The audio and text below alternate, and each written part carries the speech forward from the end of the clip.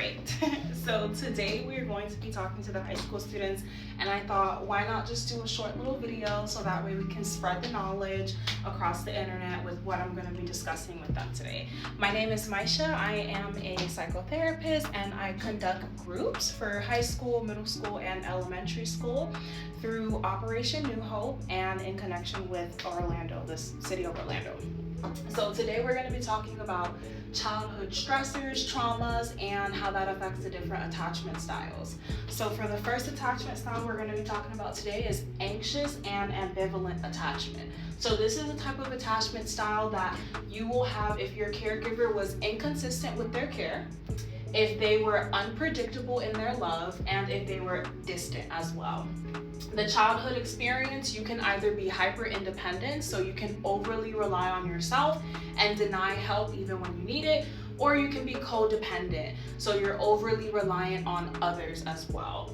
And then in this portion here, so the attention and the affection are also uncertain. So you're not given consistent attention from your parents, whether that be physical connection, emotional connection, as well as affection as well.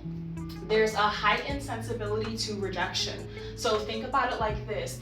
Your caregivers are hot and cold. As a child, you learn to watch their moods, their behaviors, even listening for their footsteps, right? And that lets you know, okay, dad is walking up the stairs, let me make sure and hurry up and pretend that I'm sleeping or something like that, right? You do absolutely nothing to trigger their anger, so it's not your fault at all. But in order to survive, you adapt and you recognize that you have to learn how to stay out of their way.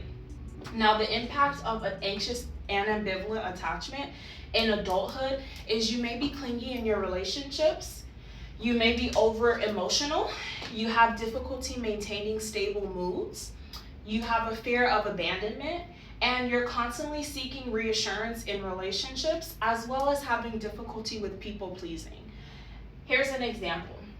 Jake's parents were distant and they were not very emotional with him. In a relationship, he constantly seeks reassurance from his partner. For example, if his girlfriend takes too long to respond to a text, he worries she is losing interest and may leave him. That's why a lot of times what ends up happening is people think that they're doing something to cause a certain behavior. They think that they're doing something to trigger their partner, when in all actuality, your partner was triggered from a long time ago. And they learn these maladaptive tools in order to cope with the situations that they were experiencing. So in this situation, Jake's girlfriend may say, oh my gosh, what's wrong with me? Why didn't I text back fast enough? Why didn't I do this? Why didn't I do all of these different things? When in all actuality, Jake needs to understand how not to go from 0 to 100 and presuming that someone is trying to leave him or abandon him. So that's a little bit on anxious attachment.